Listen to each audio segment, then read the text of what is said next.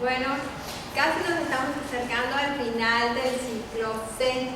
Este ciclo litúrgico estamos por terminar en el domingo 17, nos toca el 33º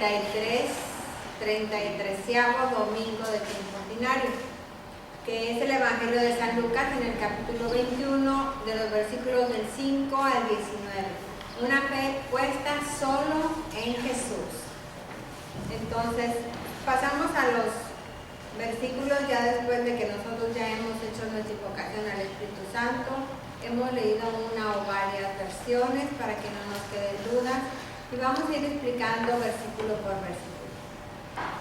En el versículo 5 nos dice: en aquel tiempo, como algunos ponderaban la solidez de la construcción del templo y la belleza de las hermosas piedras y los ricos adornos, Jesús dijo: días vendrán en que no quedará piedra sobre piedra. De todo esto que están admirando, todo será destruido. ¿Y por qué decía esto Jesús? Recordemos en la semana pasada que él estaba en el templo y que fue interceptado por los saduceos, que los que no creían en la resurrección.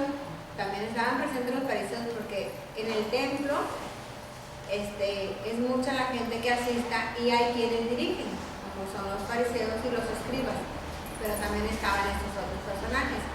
Y entonces también estaban haciendo como alusión a esa construcción tan monumental, tan hermosa que tenían ahí en Jerusalén.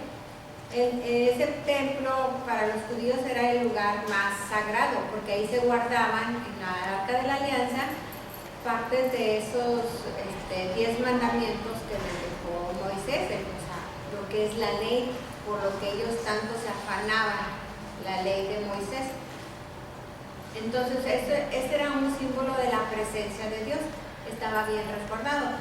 La forma de construcción del templo, por ejemplo, aquí tenemos una imagen y entonces vemos que tiene como 2 patios y unas áreas donde no está directamente la entrada como nosotros lo tenemos hasta llegar hasta el altar en nuestros templos.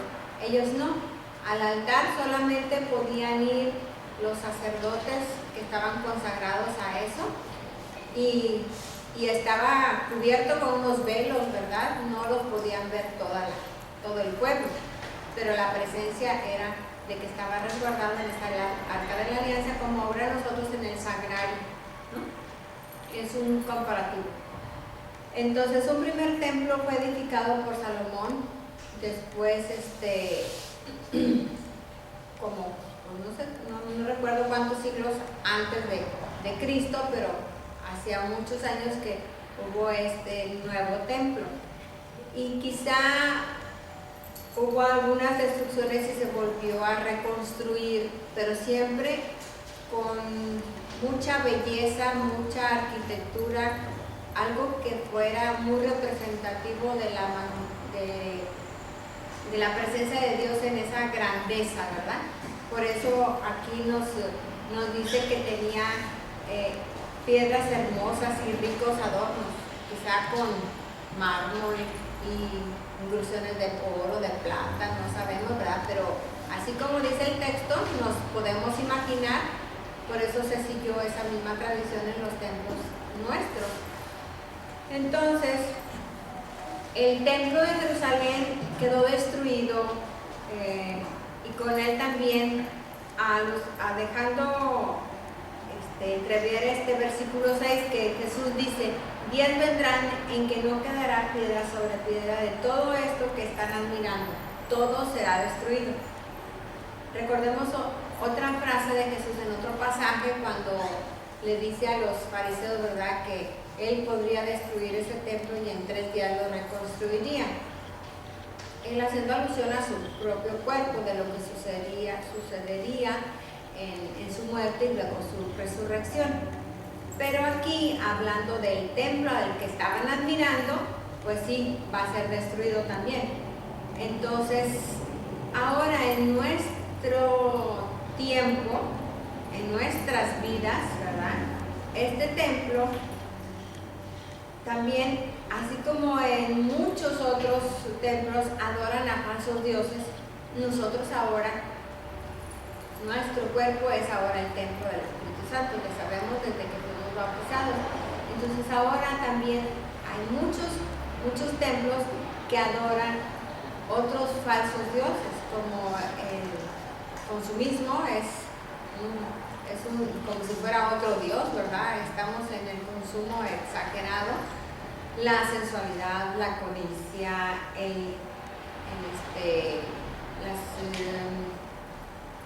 otros ejemplos de adoración a otros dioses que no es precisamente Dios nuestro Señor, que lo estamos haciendo en nuestras vidas, en estos cuerpos que para Él son el templo del Espíritu Santo.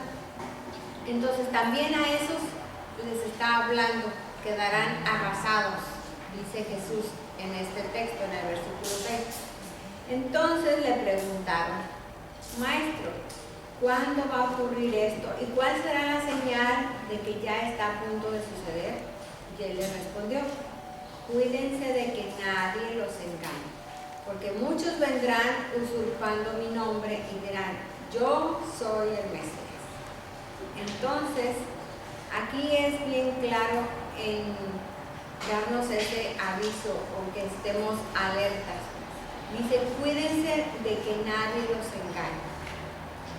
Nosotros en lo que recordamos, en lo que es la vida presente y en lo parte de este pasado que nosotros hemos tenido contacto, recordaremos tragedias de esos falsos profetas, como gente que se agrupó con personajes que se decían casi Dios, que los hizo que destruyeran sus vidas por obedecerlo, ¿verdad? Como sucedió en Estados Unidos en una época, que a lo mejor muchos de nosotros sí supimos, ¿verdad?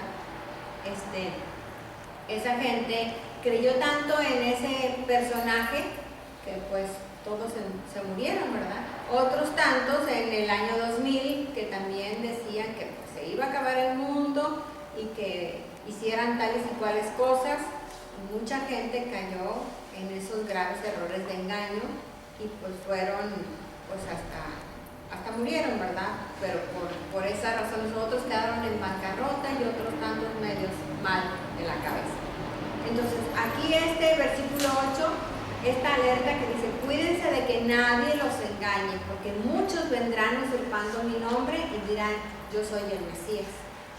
Así que cuidado.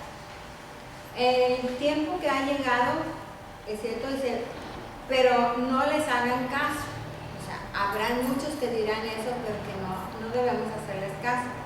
Entonces dice el 9: cuando oigan hablar de guerras y revoluciones, que no los domine el pánico, porque esto tiene que acontecer, pero todavía no es el fin.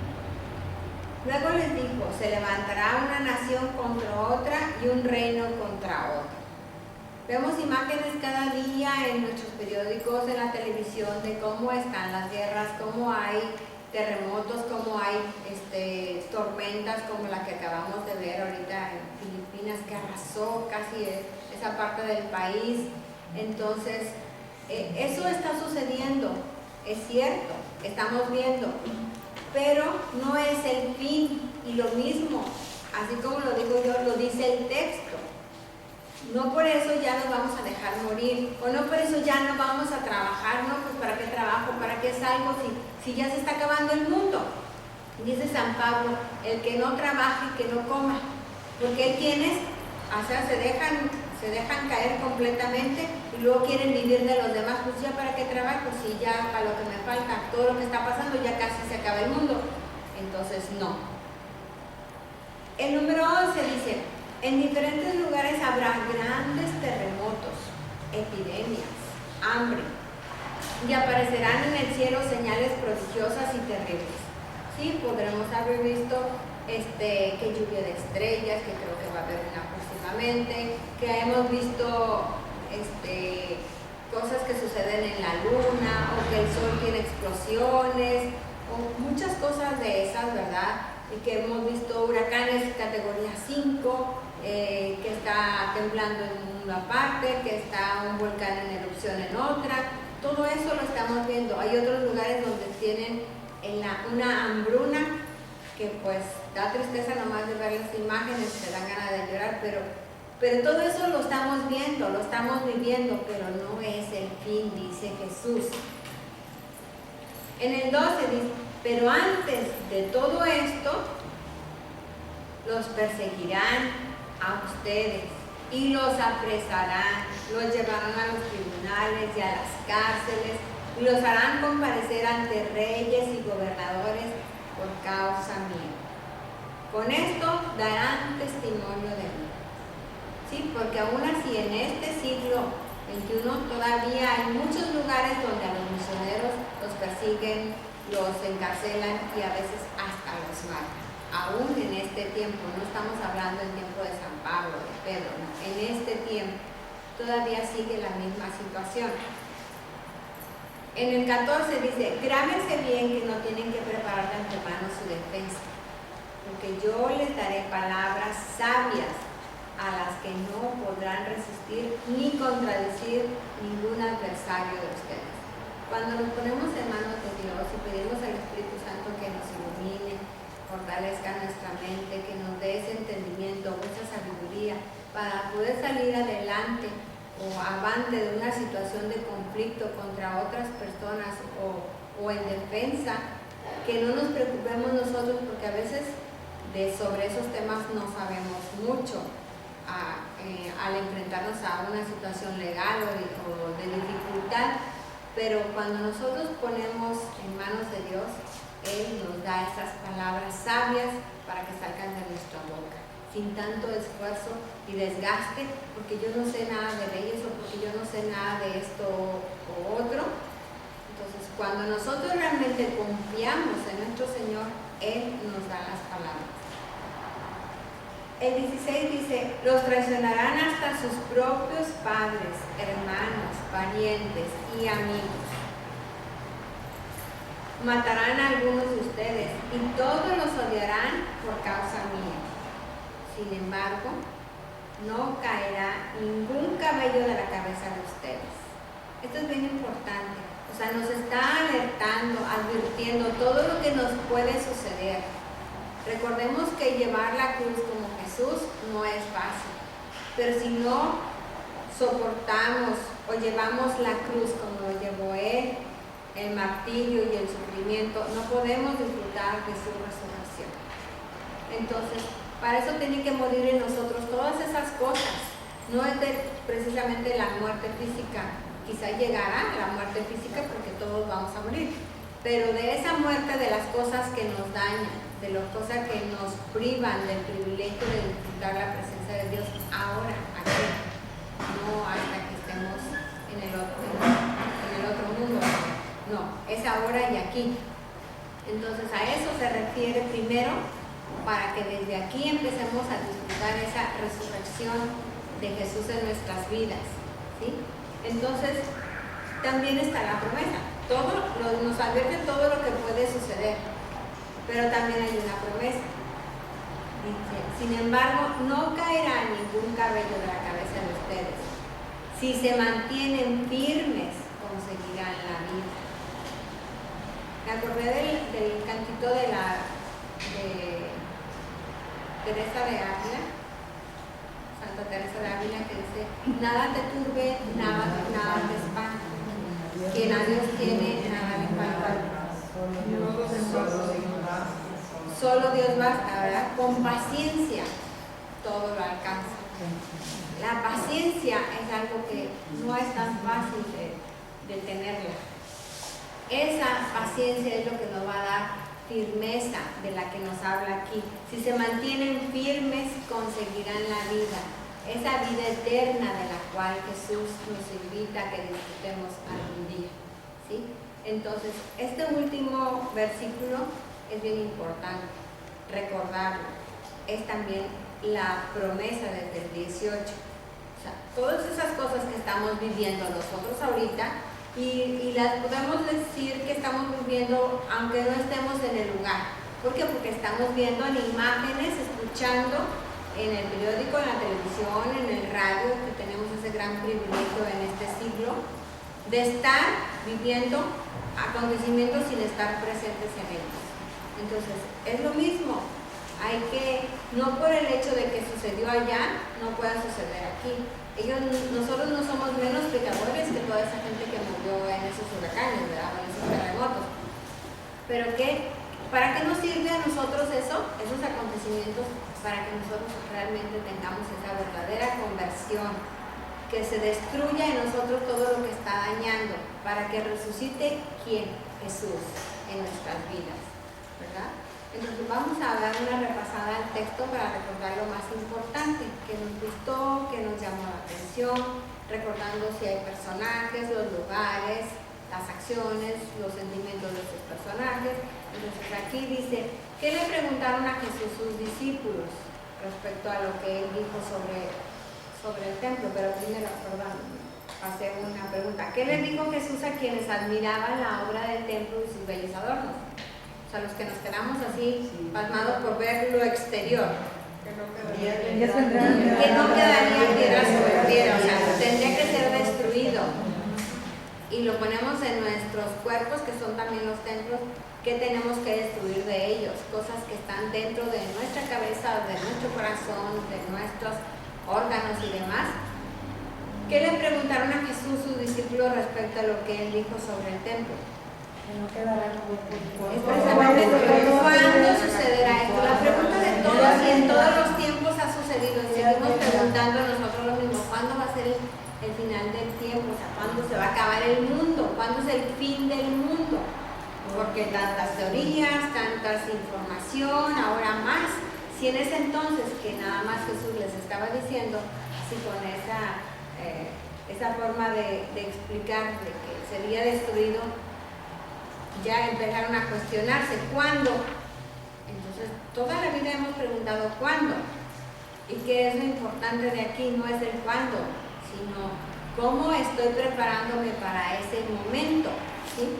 Entonces, ¿de quién les dice Jesús que se deben de cuidar? De los falsos profetas, de esos que se dicen que yo soy el Mesías. Va a haber muchos que van a querer engañarnos, y ha sucedido a través de la historia. Nosotros conocemos muchas historias de ese tipo.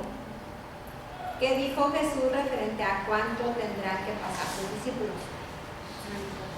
Que van a pasar persecución, parecer hasta con sus mismos padres, hijos, hermanos, amigos, los van a negar, o van a discutir, o hasta los van a perseguir, y otros a encarcelar, y quizá muchos a otros tantos hasta matar, ¿verdad? ¿Por causa de quién? Por Jesús. De Jesús.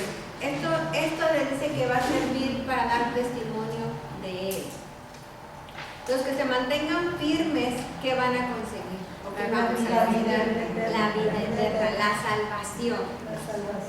Que ese es el mensaje de esto. Sobre todo es no el temor o la angustia que debemos de tener cuando se nos habla de un discurso escatológico como es el que estamos escuchando ahorita, sino la historia de la salvación que Jesús tiene para con nosotros.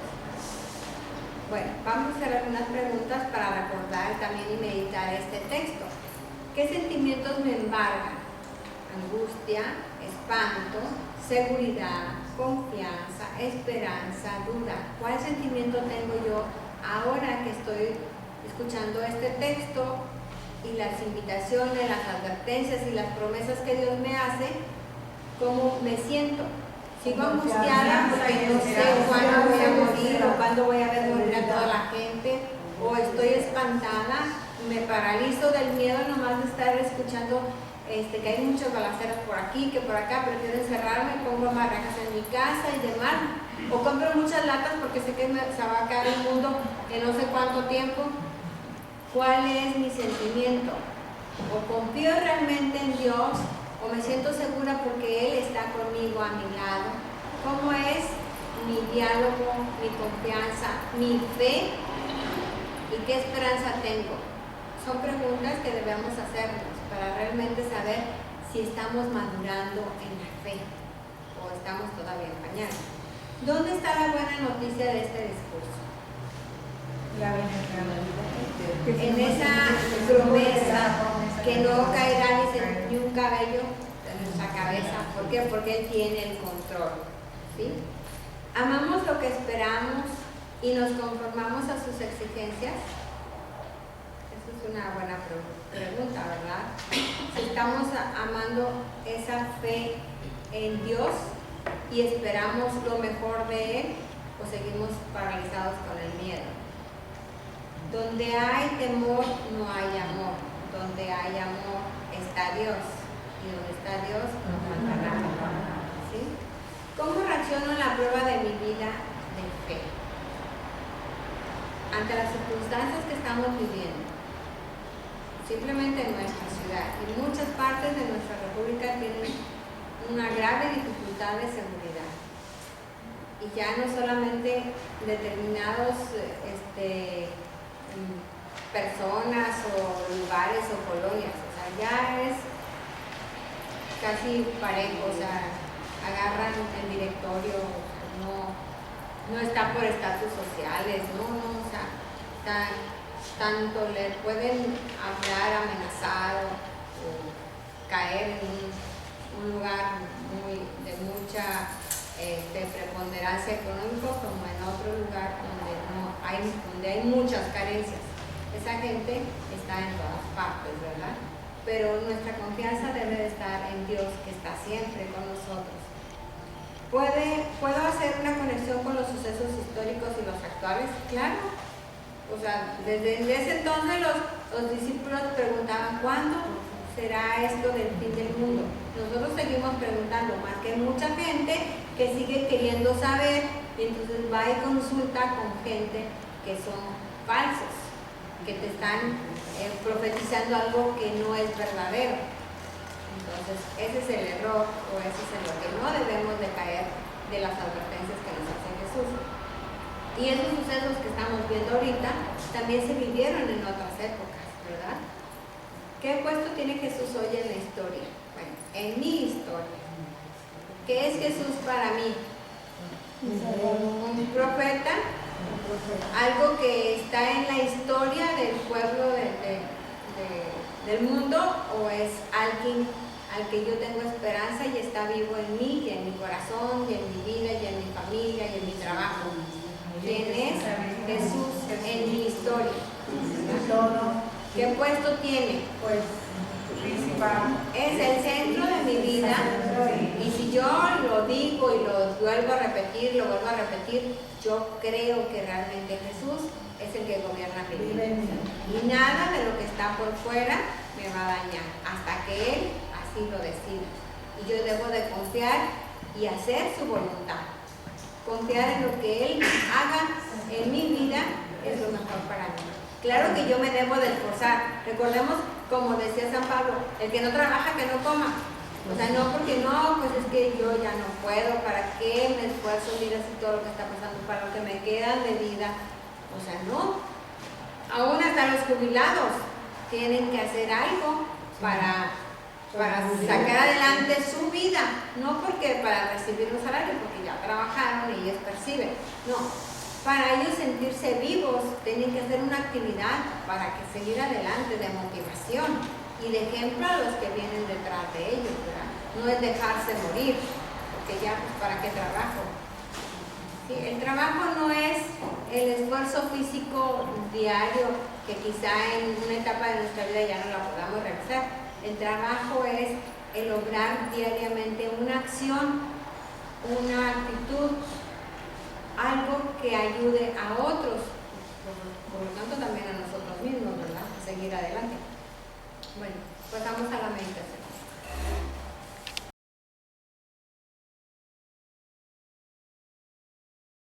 Bueno, vamos a ver este evangelio, que es un evangelio fuerte, es un evangelio que tiene mucho mensaje y que tenemos que entender para poderlo llevar a la práctica, digamos, o para poderlo reflexionar como debe de ser, y sin tomar en cuenta algunas cosas que puedan pensarse que son así como que al pie de la letra, y empezar a creer ciertas cosas que no son ciertas y que no nos lleven a la verdad. Entonces, En este Evangelio Jesús nos advierte en forma muy clara, dice que vamos a seguirlo y que seguirlo no va a ser fácil, que vamos a enfrentar dificultades.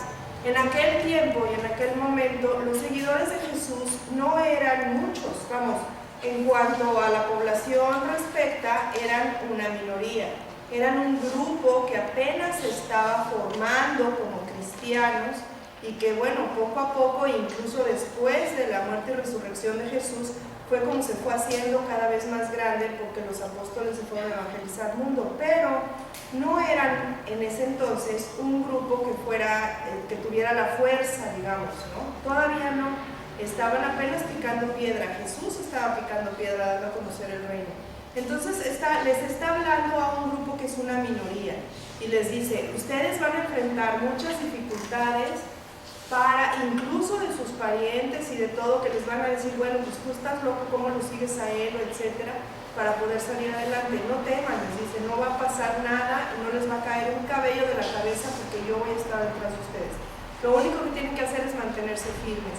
Y entonces esta reflexión nos lleva a pensar en las minorías. Y en esta meditación nosotros vamos a pensar en dos grupos de minorías diferentes. Por un lado tenemos a nuestros niños especiales, que también son una minoría con respecto a la población. Nuestros niños especiales son el 10% de la población, es una minoría. Y nosotros como mamás o como catequistas los tenemos con nosotros y sabemos que ser minoría muchas veces no es fácil, que cuesta trabajo, que ellos enfrentan obstáculos que les dificultan más la vida por las diferentes deficiencias o las carencias o los problemas que tengan incluso con su cuerpo, ¿no? Entonces, ¿qué pasa? Que de pronto en la calle no están las cosas adecuadas para la silla de ruedas, que el transporte público no es suficiente, que en las escuelas no hay maestros especializados que los ayuden, que en la casa nos cuesta trabajo tener las instalaciones adecuadas para poderlos cargar o mover, es decir, nos enfrentamos a una serie de cosas que te dificultan más tu vida diaria y tu vida cotidiana. Eso es cierto, ser una minoría cuesta más trabajo, nos enfrentamos a dificultades distintas.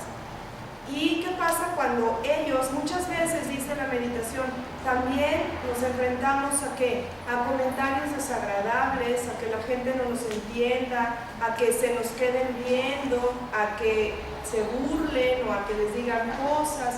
Yo me acuerdo mucho cuando iba a misa con Diego, con mis hijos, siempre en cada misa, cada domingo, parroquia, la que fuera, siempre había alguien que se nos quedaba viendo. Se le quedaba viendo de plano así, fijo toda la misa. Entonces tú siempre tienes que entender y pensar que no se le están quedando viendo para mal, o por lo menos eso piensas, sino que es una persona diferente, en una situación distinta, llama la atención y la curiosidad de otros que están viendo cómo es, cómo actúa, o del miedo de lo toco, no lo toco, qué le hago, no le hago, ¿no? Entonces, pero también todas esas son cosas que uno tiene que aprender a manejar cuando tiene a una persona con discapacidad o a un niño especial en tu casa. Tienes que aprender a manejar muchas cosas, ¿no? Como la mamá que no falta que le diga a sus hijos, no te le acerques porque está loco, ¿no? O sea, como si fuera algo peligroso o contagioso. Entonces, tienes que saber manejar todas esas situaciones y más, ¿no? ¿Y a qué te lleva eso? A fortalecerte, a ser más fuerte, a tomar eso como una situación que te dé más unión familiar si la tomas a favor, o sea, si haces las cosas de forma positiva y que te ayude a ser más fuerte y a brincar todos esos obstáculos, es decir, hacerte más grande, más maduro. ¿Qué pasa? Y nosotros vemos mucho, por ejemplo, con los deportistas en las Olimpiadas, en las Paraolimpiadas. Esos deportistas se esfuerzan el doble o el triple para poder llegar a donde están, ¿no? Y entonces cada una de esas personas que corre, que juega básquetbol, que está en una pista, el entrenamiento que tuvo que llevar fue enorme, porque ya nada más el transportarse al lugar de entrenamiento le cuesta un trabajo diferente que a los demás. ¿Y qué pasa con esas personas? Se hacen de una manera muy particular y muy especial. Y ya quisiéramos nosotros, para ponernos a dieta, o para hacer ejercicio, o para dejar de fumar, la fuerza de voluntad y el esfuerzo de lo que ellos son capaces. Porque si él es capaz de llegar a unas Olimpiadas en una silla de ruedas, yo no soy capaz de ponerme a dieta para bajar 5 kilos. ¿Quién gana? ¿No? ¿Quién gana? Ellos, que su dificultad fue precisamente lo que los hizo ser tan fuertes como son, la fortaleza que tienen, ¿no? Entonces, cuando nosotros tomamos las cosas así, para bien, con un optimismo, con una manera positiva, con un buen camino que nos guía, se puede llegar muy lejos. Y entonces ser admirados por otro, por esa capacidad que tienes de salir adelante. E incluso dar conferencias como las dan muchos a veces, ¿por qué? Y los admiras el triple, ¿por qué? Porque fue una gente que tuvo una enorme capacidad para salir adelante. Entonces, esa puede ser una minoría de la que nosotros tenemos en nuestra casa y tenemos que ver esa forma de vivir y de ver las cosas para poder tener también esa capacidad de salir adelante con ellos. Eso por un lado y con referencia a nuestros niños especiales. Y por otro lado, todos nosotros, católicos, cristianos, que realmente queremos vivir nuestra fe, que realmente queremos estar cerca de Jesús, que realmente queremos vivir dando un testimonio diferente, de pronto también nos volvemos como una minoría en una sociedad que tiene un libertinaje a veces demasiado exagerado o una forma de vida demasiado rápida, demasiado abierta, demasiado libre. Y entonces dice la meditación, nosotros, ¿dónde está? Nosotros también somos o podemos ser una minoría, ¿por qué? Porque a lo mejor nosotros no vamos con las modas, no vamos con las parrandas desenfrenadas, no vamos con el qué dirán, no vamos con el libertinaje actual, no vamos con la negación de la espiritualidad del ser humano, que ahora muchas veces se está negando, y entonces el mensaje es: viva el placer, haz lo que quieras, haz lo que sea importante para ti, tú eres lo único que vale, los demás no tanto.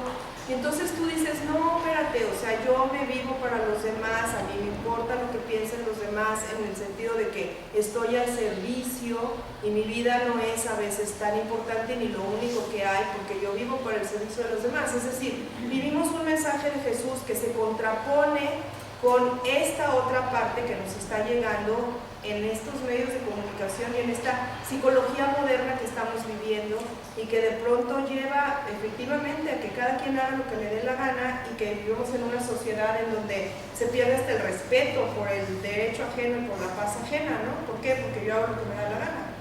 Y entonces somos minoría. Y entonces tenemos que luchar a veces en contra de eso, porque no te vas a poner el vestido de moda, no me importa, o sea, no vas a hacer esto que hacen todos los demás, pues no lo voy a hacer, ¿no? Pero es que nadie te ve, no importa que nadie me vea, me importa lo que yo soy, lo que yo pienso, mi esencia, y si a mí, o sea, aunque nadie me vea, me quiero portar bien, no es porque te vean o no te vean. Y entonces también estamos de alguna manera luchando, ¿no? Podemos decir que somos guerreros, que vamos luchando, viviendo como nos quiere Jesús. Y Él nos advirtió muy bien que íbamos a enfrentar dificultades y que a veces ni nuestros parientes nos van a entender. Yo me acuerdo que mi mamá me decía, tú vete a tus cosas de la iglesia y ahí quédate de mocha, a mí déjame en paz.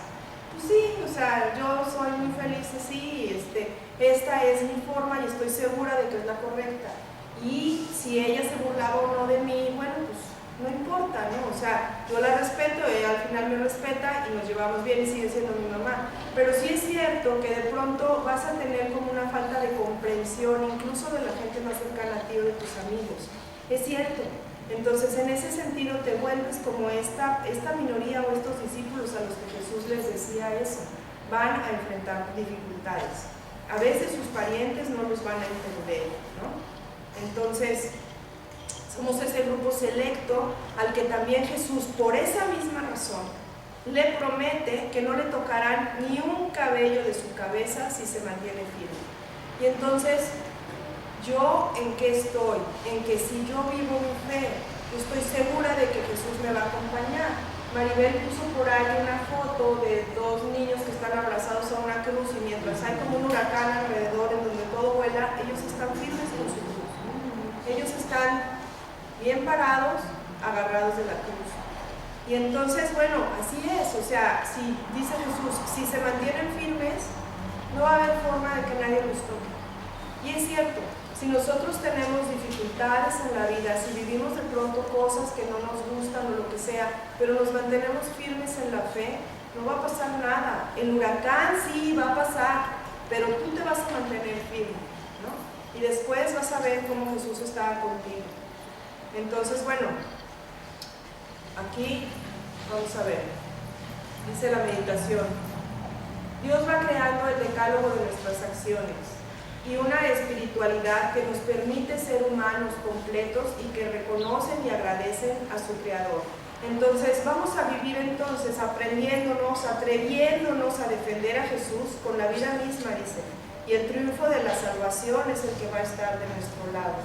Vamos a pedirle ayuda y ejemplo a María Santísima para que nos acompañe y estar con ella y para poder formar parte de esas dos minorías, o sea, de la minoría de el que no va con la moda de la sociedad, sino que realmente está viendo la espiritualidad y el interior y la fe y quiere vivir de acuerdo a Jesús, y acompañado de mi otra minoría, que es mi hijo especial, con el que me tengo que fortalecer para sacarlo adelante y seguir. Entonces, ¿cuál es la tarea? La tarea de esta semana es, así como Jesús les dijo a sus discípulos, vayan y digan, nosotros también vamos a platicar, aunque empecemos o entendamos en un principio que no nos comprenden, como quiera vamos a hablarle de Jesús a la gente que está cerca de nosotros. Vamos a hablar de nuestra fe, vamos a hablar de la Virgen, vamos a hablar de lo que se ha obrado en mí, que no me dé pena ni que me dé vergüenza. Vamos a ser un guerrero de Jesús, sin que te dé pena ni vergüenza. Conviértete en apóstol. Esa es la tarea de esta semana. Muchas gracias. Bueno, entonces aquí tendríamos una pregunta, por ejemplo, ¿qué sucede en el interior de las personas y en su relación con Dios? ¿Qué obra levantamos en el templo de Dios que es nuestra persona? Para ver qué le vamos a decir a Dios en la oración. Tomamos una parte del Salmo 97 que escucharemos este domingo. Dice, el Señor llega para regir los pueblos con rectitud. Dañé las cítaras para el Señor, suenen los instrumentos, con clarines y al son de trompetas. Aclamad al Señor mi Rey, retumbe el mar y cuanto contiene, la tierra y cuanto lo habitan. Aplaudan los ríos, aclamen los montes, al Señor que llega para regir la tierra. Regirá el orbe con justicia y los pueblos con rectitud. Señor y Salvador mío, creo firmemente que me amas y me cuidas en todo momento. Fortalece mi fe, Señor, y ayúdame a obedecerte para que sepa soportar las dificultades con paciencia y firmeza y esperanza hasta el día que vengas de nuevo. Amén. Dice San Pablo en 2 Corintios 12:9, te basta mi gracia, ya que la fuerza se pone de manifiesto en la debilidad. Que nos baste su gracia, porque Dios es el que nos va a dar la paciencia. Pues, ¿qué haremos en nuestro compromiso ya después de haber escuchado? Tenemos que actuar, no quedarnos guardados con esta riqueza de la lectura. Reconocer, Señor, tu poder, tu grandeza y tu misericordia. Así como Juan 15:5 nos dice, sin mí nada puedes hacer. Pero ya nos hemos dado cuenta que entre más nos acerquemos a Dios nuestro Señor, estando unidos a Él, podemos hacer cosas maravillosas que a veces ni imaginamos. Entonces, ¿qué vamos a hacer? Pues pedirle al Espíritu Santo que nos aumente la fe, primero, que es la que más se debilita en las circunstancias de dificultad y tribulación, y confianza total en el Padre, y contemplar a Jesús que enfrenta con serenidad la persecución y la muerte, y así motivarnos a seguirlo, a Jesús, ¿verdad? Porque si nosotros solamente vemos a ese Jesús resucitado y no conocemos esa historia de nuestra salvación, que tuvo que sufrir Jesús hasta llegar a la cruz y morir, pues nuestra vida, cuando tengamos tropiezos, dificultades, angustias, desesperanzas, no las podremos soportar. ¿Por qué? Porque no tenemos una esperanza como morir porque sabía que resucitaría. El amor del Padre es tan grande para con nosotros que lo envió a Él para salvarnos. Entonces nosotros también tenemos que ir aumentando nuestra fe y ese amor al Padre a través de Jesús que nos lo ha mostrado. ¿A qué me compromete el texto? Por ejemplo, si recordamos este versículo 19, si se mantienen firmes conseguirán la vida. Esa es una de las partes de las promesas de Jesús de este texto.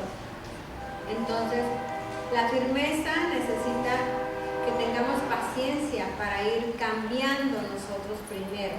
Nosotros no podemos cambiar de la noche a la mañana.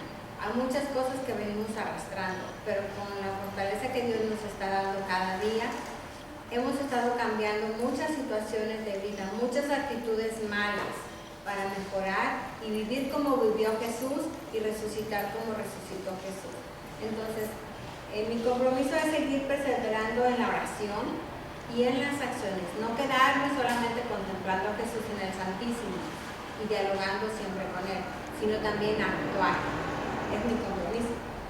En nuestro diario vivir y no olvidar que el Señor es nuestra fortaleza, que nunca nos va a dejar. O sea, no esperemos hacer acciones muy grandes, grandiosas, porque a lo mejor nunca lo lograremos, sino que nos esforzamos en nuestro diario vivir, en esos pequeños detalles de nuestra vida, para que Él se manifieste en cada momento en nuestras acciones. Recordar que cuando los tiempos se ponen difíciles, recordemos discernimiento, fe y testimonio perseverante. Pongamos la fe y la esperanza solo en Cristo Jesús, el nuevo templo del Espíritu Santo. Dice San Agustín, la resistencia es necesaria porque todos somos peregrinos en este mundo. O sea, nadie va a ser eterno aquí. Vamos de paso. Entonces, tenemos que esforzarnos, ¿verdad? Terminamos en este último párrafo, dice, en Jesús Dios se hizo hombre. Cuando muere Jesús, el templo que es su cuerpo es destruido y con su resurrección reconstruido. Porque empezamos viendo un templo arquitectónico y viendo su esplendor, pero Jesús dice que va a ser destruido. Entonces, aquí la Eucaristía, que es el cuerpo sacramental de Cristo, es también el templo de la presencia de Dios. Entonces, cada vez que tengamos la oportunidad, acerquémonos a esa Eucaristía. Terminamos con